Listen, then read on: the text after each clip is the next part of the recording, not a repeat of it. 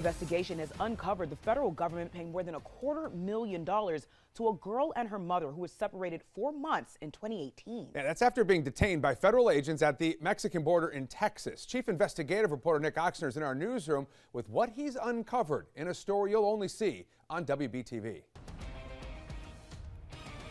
This case all played out right here in Charlotte, with the Mecklenburg County judge approving a multiple six-figure payout Wednesday. According to records filed in court, the girl was taken into custody of the U.S. Office of Refugee Resettlement for a roughly 2-month period starting in May 2018. That office cares for children who do not have lawful immigration status in the United States. The separation happened at the same time as then Attorney General Jeff Sessions announced a new zero-tolerance policy for people crossing into the U.S.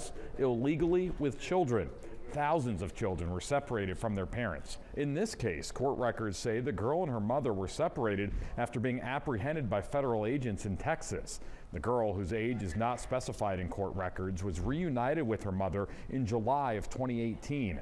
A judge approved a $270,000 settlement split equally between the girl and her mother, according to court filings. Now, a lawyer for the girl and her mother declined to comment. A spokeswoman for the U.S. Department of Justice did not respond to a request for comment. Reporting in the newsroom, Nick Oxner, WBTV, on your side. Nick, thank you. Turning now to your first